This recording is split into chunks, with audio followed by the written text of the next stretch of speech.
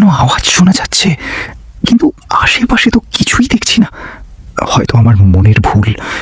যাই, সামনের দিকে চলি।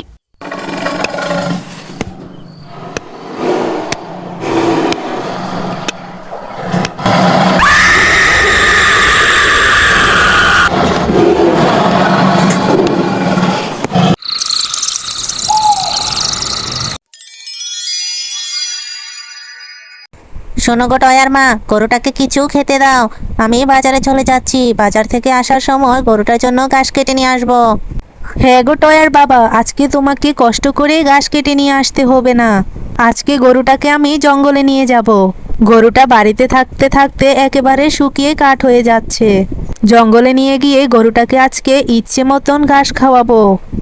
আচ্ছা ঠিক আছে টয়ার মা, তোমার যেটা ভালো মনে হয় সেটাই করো। আমি তাহলে বাজারের দিকে গেলাম।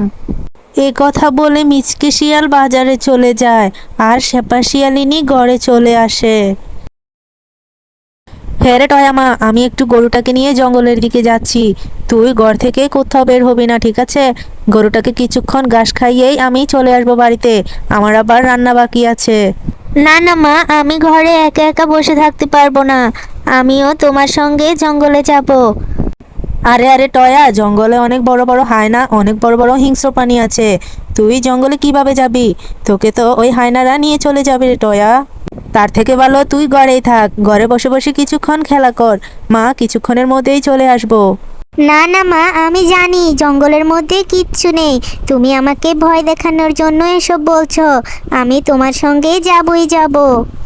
ঠিক আছে রে পাগলি, আর ঢং করতে হবে না, চল তাহলে আমার সঙ্গে। তারপর শেপা শিয়ালিনী এবং টয়া মিলে গরুটাকে নিয়ে জঙ্গলের দিকে যাচ্ছে। মা, ও মা, দেখো না গরুটা কত সুন্দর করে ঘাসগুলো খাচ্ছে। হ্যাঁ রে টয়া, গরুটা আজকে অনেক দিন পরে জঙ্গলে এসেছে, সেজন্য তার এত খুশি লাগছে। আর সে খুব মজা করে ঘাসগুলো খাচ্ছে। মা, ও মা, তুমি না বলেছো তোমার রান্না করা বাকি আছে? তাহলে তুমি বাড়িতে চলে যাও। আমি তো গরুটার পাশেই আছি। আমি এখানে দাঁড়িয়ে দাঁড়িয়ে গরুটা কিভাবে মজা করে খাচ্ছে তা দেখবো। যাও মা, তুমি বাড়িতে চলে যাও। বাড়িতে গিয়ে তুমি রান্না বান্না শেষ করে ফেলো।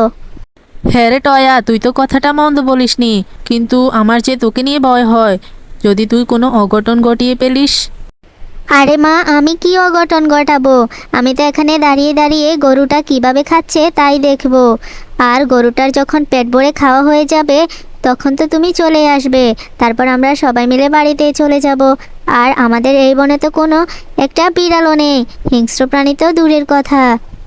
ঠিক আছে রে টয়া, তাহলে তুই সাবধানে থাকিস, আমি যাবো আর আসবো। গরুটা যেন এদিক সেদিকে না চলে যায় টয়া, গরুটার দিকে ভালো করে নজর রাখবি কিন্তু। এ কথা বলে শেপা শিয়ালিনী বাড়িতে চলে যায়, আর এদিকে টয়া দাঁড়িয়ে দাঁড়িয়ে গরুটি কিভাবে ঘাস খাচ্ছে তা দেখছিল।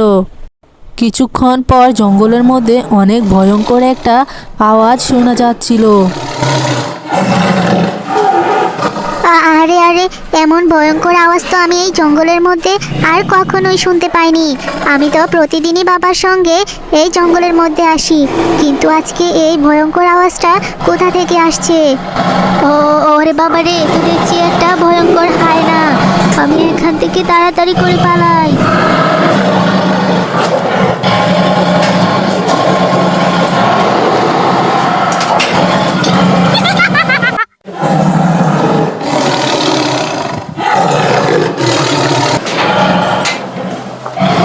কি হয়েছে রে টয়া, তুই এভাবে বন থেকে দৌড়ে এলি কেন?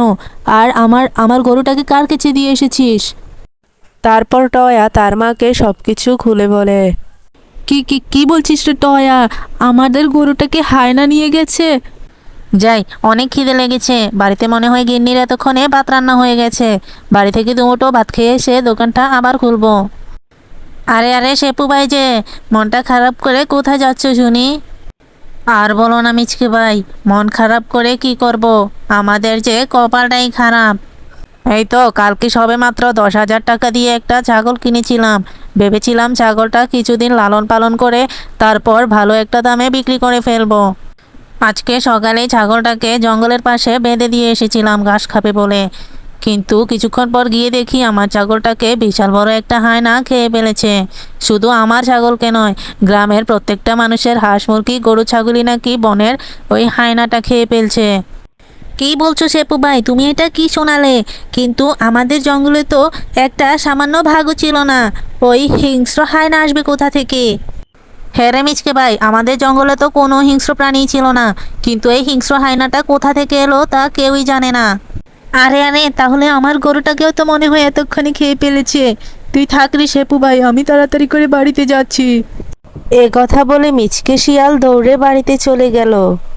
শেপা, ও শেপা, আমাদের গরুটা বুঝি হায়না খেয়ে ফেলেছে, তাই না?